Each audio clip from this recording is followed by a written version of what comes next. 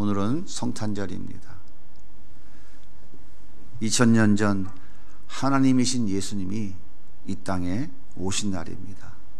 선악과 따먹고 하나님께 반역한 죄인들을 구원하시기 위해서 영원한 형벌의 자리에 직접 내려오셨습니다.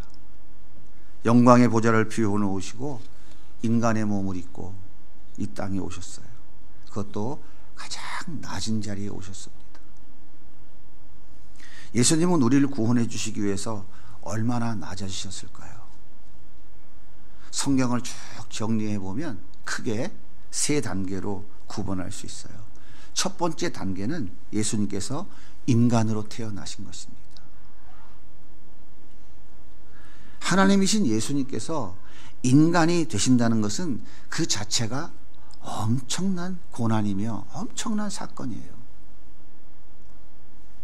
만약에 제가 여러분에게 당신은 개가 되라고 한다면 여러분들은 어떻게 반응하시겠어요? 대단히 분노할 겁니다. 나보러 개가 되라고요? 말이 됩니까? 어떻게 인격을 가진 사람이 짐승이 된단 말입니까? 분노하실 거예요. 하지만 인간이 개가 된다고 해도 그것은 많이 낮아진 것이 아닙니다. 개나 인간이나 모두 피조물이에요. 그럼에도 불구하고 인간이 개가 된다는 것은 말도 안 됩니다. 그렇다면 창조주 하나님께서 피조물인 인간이 되는 것은 사람이 개가 되는 것과는 비교될 수 없는 정말 엄청난 사건입니다. 오늘 본문 6절과 7절에 보면 그는 근본 하나님의 본체시나 하나님과 동등됨을 취할 것으로 여기지 아니하시고 오히려 자기를 비워 종의 형체를 가지사 사람들과 같이 되셨다. 그렇게 말씀하고 있어요. 하나님과 동등한 영광과 존귀와 능력을 가진 예수님, 천사들의 찬양과 경배를 받으셨던 그 예수님께서 인간, 그것도 종의 모습으로 이 땅에 오신 것입니다. 이것이 낮아지고 낮아지고 또 낮아진 예수님의 모습이에요. 기왕 인간의 몸을 입고 태어나실 것 같으면 당시 세계를 장악하고 있던 로마 제국의 황실에서 태어났으면 얼마나 좋았을까요? 그러나 예수님은 로마가 지배하고 있는 변방의 작은 나라 이스라엘, 그것도 수도 예루살렘도 아니고 아무도 알아주지 않는 저 촌구석 동네 베들레헴에서 태어나셨습니다. 그것도 정상적인 가정에서 태어난 것이 아니라 여관의 마구간에서 태어났어요. 요즘 말로 하면 방을 구할 수가 없어서 여관의 주차장에서 태어나신 것입니다. 창조주 하나님이신 예수님은 가장 비천한 나라, 가장 비천한 마을, 가장 비천한 장소에서 태어나셨습니다. 이것이 예수님의 낮아지심이에요. 예수님의 낮아지심의 두 번째 단계는 예수님의 지상의 삶이에요. 우리는 그것을 공생애라고 말합니다. 예수님은 갈릴리에 있는 나사렛이라고 하는 작고 외진 시골 동네, 요즘 말로 하면 깡촌에서 30년을 보냈습니다. 그래서 예수님이 나사렛 출신이라고 하면 사람들이 무슨 나사렛에서 선한 것이 나올 수 있겠어? 라고 조롱을 했어요. 예수님은 가난한 목수의 아들로 태어났습니다. 태어난 지 8일 만에 성전에 제물을 드릴 때 예수님의 부모님은 양 대신 비둘기를 드렸어요. 비둘기는 가난한 사람들이 양 대신 바칠 수 있는 제물이었습니다. 이것도 산에 가서 비둘기를 잡아다가 하나님께 드리는 거예요. 얼마나 가난하고 힘든 삶을 사셨을까요? 30년 동안 목수인 아버지를 도우면서 육체 노동, 요즘으로 말하면 노가다 하면서 그렇게 힘들고 어려운 삶을 살아가셨습니다. 예수님이 드디어 30살이 돼서 이제 공생애를 시작했어요. 메시아로서의 공생애를 시작하셨습니다. 그런데요, 예수님은 3년 반 동안 공생애를 사시면서 집 없는 나그네의 삶을 사셨습니다. 어떤 사람이 찾아와서 내가 당신의 제자가 되고 싶습니다 했더니 예수님께서 여우도 굴이 있고 공중에 나는 새도 집이 있건만 나는 머리 둘 곳이 없느니라. 그래도 네가 나를 따라오겠느냐? 그렇게 말씀하셨어요. 예수님은 아무런 소유도 없으셨고 편안함과 안락함과는 거리가 먼 힘든 삶을 사셨습니다. 하루 일과를 마치고 돌아가 편히 쉴 집이 없다면 이 얼마나 고난이겠습니까? 또한 예수님은 육체가 감당할 수 없는 극한 배고픔의 아픔도 겪으셨어요. 예수님은 공생애를 시작하시기 전에 40일을 금식하셨습니다. 여러분, 3일만 굶어 보십시오. 눈에 보이는 게 없을 거예요. 그런데 40일을 금식했으니 그 고통이 얼마나 심했을까요? 또한 날마다 몰려드는 인파 속에서 고된 사역은 식사할 겨를도 없는 아주 분주한 삶의 연속이었어요. 예수님이 얼마나 피곤하셨는지 갈릴리 호숫가에서 배를 타고 건너가다 큰 풍랑을 만나 제자들이 죽을 위기를 만났는데 예수님은 뱃머리에서 코를 드르렁 골면서 주무셨어요. 얼마나 피곤하셨을까요? 뿐만 아니라 대적하는 사람들로 인해서 예수님의 삶은 날마다 더 갈수록 고단해졌어요. 가족들도 예수님을 이해하지 못했습니다. 그들은 예수님을 하나님의 아들로 인정하지 않았어요. 예수님의 사역과 하나님의 아들로서의 메시아의 사역을 가족들도 이해하지 못했어요. 나중에 예수님이 부활하신 후에 그제서야 가족들이 예수님을 믿기 시작했습니다. 예수님의 고향 사람들은 예수님을 배척했어요. 뭐야, 목수의 아들, 요셉의 아들이잖아. 네가 뭐 메시아라고? 네가 하나님의 아들이야? 우리 마을에 치욕을 주고 다닌다고 예수님을 낭떠러지로 끌고 와서 밀어서 떨어뜨려 죽이려고까지 했어요. 또한 죄인들과 어울린다고 조롱하고 욕하는 사람들도 많이 있었습니다. 정신 나갔어, 미쳤어, 귀신 들렸어, 온갖 멸시와 조롱과 따돌림을 받으셨어요. 그리고 여러 차례 죽음의 위협도 받으셨습니다. 생애 마지막에는 사랑하는 제자로부터 은 30에 팔리고 말았어요. 얼마나 그 배신이 아팠을까요? 그리고 나는 절대로 죽으면 죽었지 예수님을 부인하지 않겠다고 큰소리쳤던 수제자 베드로도 예수님을 3번이나 부인하고 저주하며 도망가 버렸어요. 예수님은 가장 가까운 사람들에게 배척당하고 배신당하고 버림받았습니다. 하지만 이것이 전부가 아니었어요. 예수님의 낮아짐의 마지막 단계는 십자가의 죽음이었습니다. 고난의 절정인 십자가에서 죽으심은 낮아짐의 극치를 보여주는 것이에요. 대부분의 사람들은 고통 없이 자다가 죽기를 원해요. 그러나 때로 병에 걸려 죽거나 사고로 죽기도 합니다. 그런데 이보다 더 비참한 죽음은 죄로 인해 사형당해 죽는 것입니다.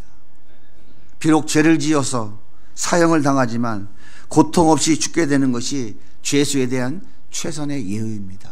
그래서 순간적으로 목숨을 끊는 총살형이나 교수형이나 단두대형을 진행합니다. 그런데 더 큰 고통과 두려움 속에 죽게 하는 것이 바로 불에 태워 죽이는 화형이에요. 그런데 이거보다 더 크고 더 큰 고통과 괴로움과 아픔의 죽음은 바로 십자가형입니다. 순발에 대못을 박습니다. 그래서 나무에 매달아요. 구멍 뚫린 손발, 거기에서 피와 물이 흘러내립니다. 서서히 흘러내려요. 건강한 사람은 아무리 약한 사람도 3일에서 일주일은 매달려서 죽어요. 건강한 사람은 15일까지도 매달려 있다고 합니다. 물과 피를 흘리면서 자신이 죽어가는 것을 느끼면서 그 처절한 고통과 아픔을 느끼면서 죽어가고 있는 거예요. 얼마나 무서운 죽음의 형틀입니까? 뿐만 아니라 십자가형은 공개 처형입니다. 모든 사람이 다 볼 수 있어요. 옷을 다 벗겨 벌거벗은 채로 십자가에 매답니다. 사람들의 온갖 욕과 수치와 조롱을 다 받아야 돼요. 네가 하나님의 아들이야? 그럼 한번 뛰어내려와 봐. 심지어 옆에 달려있는 같이 매달린 죄수들까지도 예수님을 조롱했어요. 지금까지 인간 역사상 가장 끔찍하고 무서운 사형 방법이 바로 십자가형이었습니다. 그런데 죄 없으신 예수님께서 십자가에 못 박혀 죽으셨어요. 그런데 더욱 무서운 것은 뭐냐면 하나님의 저주를 받는 죽음이었다는 사실이에요. 유대인들은 신명기 21장 23절에 나무에 달려 죽은 자는 다 저주받은 자들이라 라고 하는 그 말씀을 근거로 십자가에 매달린, 그 나무에 매달린 예수님은 저주받아 죽었다고 침을 뱉고 조롱한 거예요. 하지만 십자가에서 받으신 멸시와 조롱과 수치보다 더 예수님을 고통스럽게 한 것이 있어요. 그것이 뭐냐면 죄인들에게 내리실 하나님의 진노와 심판과 지옥의 저주를 우리 대신 받으신 거예요. 예수님께서 십자가를 앞에 두고 겟셋마네 동산에서 기도할 때 아버지여 할 수만 있으면 이 잔을 내게서 지나가게 하옵소서, 그렇게 기도했어요. 얼마나 처절하게 기도했으면 땀방울이 핏방울처럼 보였을까요? 왜 예수님은 멋지게 당당하게 죽음을 맞이하지 않으시고 두려워 떠는 연약한 모습으로 이 잔을 지나가게 해달라고 기도했을까요? 예수님이 받으셔야 될 잔은 육체의 고통과 정신적인 고난이 아니라 죄인을 향한 하나님의 진노의 잔, 심판의 잔이었기 때문인 것입니다.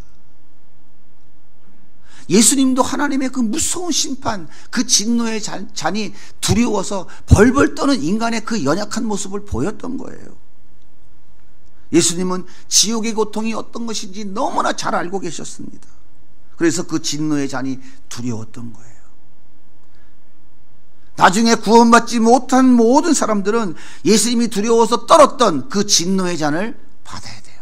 그 심판의 잔을 받아야만 됩니다. 자신의 죄 때문이 아닌 우리의 죄로 우리가 영원히 지옥에서 받아야 될 영원한 저주와 심판을 예수님이 십자가에서 친히 받으셨어요. 그리고 예수님은 십자가에 죽기까지 복종하면서 자기를 낮아짐의 그 결정인 것입니다. 이것이 예수님이 이 땅에 인간의 몸을 입고 태어나셔야만 했던 가장 중요한 이유인 것입니다. 우리는 성탄절이 되면 즐겁게 행복하게 노는 날이라고 생각할지 모르지만 우리 그리스도인들의 성탄절의 의미는 그런 것과는 전혀 달라요. 나를 위해 십자가에 죽기 위해서 오신 예수님, 누가 내 대신 죽어줄 사람이 있겠어요? 누가 내 대신 죄를 갚아주기 위해서 손가락 하나라도 자를 사람이 있겠습니까? 아무도 없어요. 그 하나님이신 예수님이 우리를 그렇게 살리기 위해서 오신 날이 바로 성탄절인 거예요. 예수님께서 이렇게 낮아지신 이유가 뭐예요? 나를 살리고 나를 높이기 위해서입니다. 나를 하나님과 왕노릇하는 사람으로 세워주시기 위해서 예수님이 낮아지시고 또 낮아지신 거예요. 장차 우리에게 영광과 높임을 주시기 위해서 우리가 받아야 될 그 낮아짐과 그 저주를 대신 받으신 거예요. 이 세상에서 가장 극심한 고통을 받으신 분이 누구일까요? 그분이 바로 예수님이십니다. 가난한 집에서 태어나서 힘들고 어렵게 살아오셨습니까? 가족들로부터 버림받으셨습니까? 육체의 질병으로 고통 중에 계십니까? 이런 모양 저런 모양으로 어려움을 겪고 계십니까? 이런 고통은 대부분 우리의 잘못으로 인해서 얻은 결과가 대부분입니다. 잘못된 생활 방식, 남다른 성격과 기질 때문에 고난당할 수 있어요. 하지만 예수님은 아무 잘못 없이 고난당하셨습니다. 예수님이 받으신 고난은 다른 사람을 구원하기 위해 대신 받으신 고난입니다. 이것이 십자가의 의미예요. 이것이 십자가라고요. 나를 희생해서 남을 살리는 거예요. 저 사람이 받아야 될 고난을 내가 대신 받아서 저 사람을 살리는 거예요. 이것이 예수님이 십자가예요. 다른 사람을 살리고 그 사람을 부하게 하고 영광 주시려고 육체적, 정신적, 사회적, 영적 권한을 다 짊어지신 것입니다. 이 삶을 살아내는 것이 바로 그리스도인인 거예요. 이 삶을 살아내는 것이 그리스도의 남은 고난에 동참하는 것이고요, 낮아지심에 동참하는 것입니다. 이게 예수 믿는 거예요. 사랑하는 여러분, 잘못한 것이 없음에도 불구하고 예수 믿는 것 때문에 욕먹은 적이 있으십니까? 믿지 않는 친구들로부터 왕따 당하고 직장 상사에게 불이익 당한 적이 있습니까? 예수님 때문에 손가락질 당하고 멸시와 조롱 받으신 경험이 있다면 그것이 바로 예수님의 낮아지심에 동참하는 거예요. 예수님의 고난에 동참하는 것입니다. 예수님의 고난에 동참하고 있다면 예수님의 마음을 조금 더 이해하는 기회가 될 것입니다. 예수님을 더 닮아가는 기회가 될 것이에요. 예수님을 닮아가는 성숙한 단계로 나아가는 고난이라고 하는 것을 기억하고 오히려 기뻐하고 감사해야 할 것입니다. 그래서 고난은 우리에게 축복인 거예요. 그래서 감사의 조건인 거예요. 예수님이 받으신 고난은 우리를 구원하시고자 치르신 대가이고 희생입니다. 그러므로 우리도 다른 사람들의 영혼을 살리고 다른 사람들의 신앙 성수를 위한 것이라면 기꺼이 그 고난에 동참해야 돼요. 이게 그리스도인이라니까요. 이게 예수 믿는 거예요. 서울대학 가기 위해서 밤잠 못 자고 고생했다면 그것은 자기를 위한 고난입니다. 그러나 주님이 나에게 보여주신 비전을 위해 밤잠 못 자고 고생했다면 남을 살리기 위한 고난이었고 이것이 바로 가장 복된 것입니다. 세상 사람들은 어리석다고 볼지 모르지만 우리 주님은 가장 존귀하게 여겨주시고 반드시 때가 되면 높여주실 것입니다. 이런 낮아짐은 우리의 전도 현장에서, 선교 현장에서 더 잘 드러납니다. 복음 전도는 우리 자신을 위한 행위가 아니에요. 예수를 전하는 것은 나를 위한 것이 아니에요. 잃어버린 영혼을 향한 예수 그리스도의 심정이 우리를 강권하고 있는 것이죠. 작은 도서관을 세워서 이 지역에 어렵고 힘든 아이들을 모아 섬기는 것, 더 행복 캠프를 통해서 청소년들을 섬기는 것은 나를 위한 것이 아닙니다. 시간과 물질과 정성과 사랑과 나의 모든 것을 다 내어주어야 가능한 거예요. 한 영혼이라도 하나님 앞에 바르게 설 수 있기를 소원하는 마음은 우리가 자발적으로 그 고난에 동참하는 거예요. 그 낮아짐에 동참하는 거예요. 그래서 전도와 선교를 위한 여러분의 헌신은 귀하고 값진 희생입니다. 눈에 보이는 것 없고 아무런 메아리가 없지만 우리 주님은 그 희생을, 그 헌신을 나의 고난에 동참한 것이라고, 나의 낮아짐에 동참한 것이라고 기뻐하며 인정하고 계시는 거예요. 그래서 우리는 그 믿음으로 행하는 것입니다. 그리고 우리가 교회를 위해 드리는 섬김과 자신이 맡은 자리에서 충성스럽게 주님을 따르는 모든 일도 주님의 낮아지심에 동참하는 중요한 비결입니다. 여러분, 강단에 물 한 컵 떠놓는 이 헌신도 우리 주님을 결코 소홀히 보지 않습니다. 여러분이 구석구석에서 말없이 이름 없이 행하는 모든 희생과 섬김은 우리 주님께서 그래, 나의 고난에 동참하고 있구나, 내 십자가의 길에 너도 함께 가고 있구나, 나의 낮아짐에 네가 동참하고 있구나 기뻐하시는 일이에요. 하나님은 단 하나도 헛되이 보지 않으신다 하는 사실을 꼭 기억하시기 바랍니다. 다른 사람의 영혼의 구원을 위해 우리의 시간과 재능과 목숨까지 쏟아붓는 것이 낮아지신 주님을 따라가는 삶입니다. 이것이 제가 그토록 여러분에게 외치고 있는 복음을 살아내는 거예요. 복음은 곧 한마디로 십자가입니다. 나를 위해 나를 희생시켜 남을 살려내는 이 삶이, 이것이 바로 십자가의 삶이에요. 이것이 주님 가신 좁은 길을 따라가는 거예요. 이것이 바로 복음을 살아내는 것입니다. 이것이 진정한 그리스도인의 삶인 거예요. 예수 그리스도가 자신을 희생시켜서 전 세계에 절반 이상의 많은 그리스도인들이 하나님을 찬양하는 것과 같이 우리의 작은 희생과 섬김을 통하여 많은 영혼들을 하나님은 살려내시는 거예요. 이것이 바로 십자가의 길을 함께 걸어가는 것이고 주님이 남겨놓으신 그 십자가의 고난에 우리가 동참하는 거예요. 여러분이 나도 그럼 십자가에 한번 달려볼게, 못 박아 보실래요? 발에만 찔려도 난리가 나잖아요. 그게 아니에요. 하나님 우리에게 맡기신 모든 것들, 시간, 재능, 물질, 건강 모든 것들을 남을 살리는 일에, 영혼을 살리는 일에 우리가 아낌없이 내어놓는 것, 그것이 바로 그리스도의 고난에 동참하는 것이고 십자가에 동참하는 거고 그리스도의 그 낮아짐에 우리가 동참하는 거예요.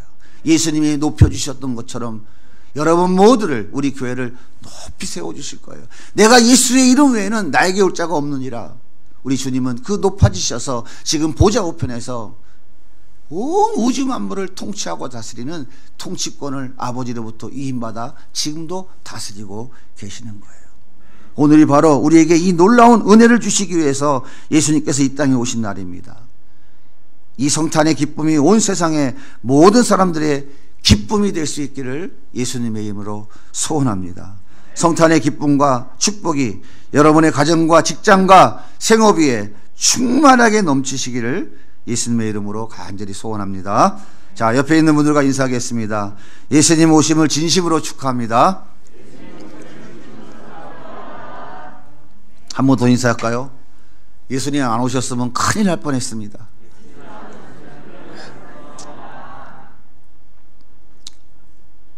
이런 은혜가 우리 모든 성도님들 가정마다, 여러분의 직장마다, 생업마다, 계획하는 모든 일들마다 충만하게 넘쳐나기를 예수님으로 간절히 소원합니다.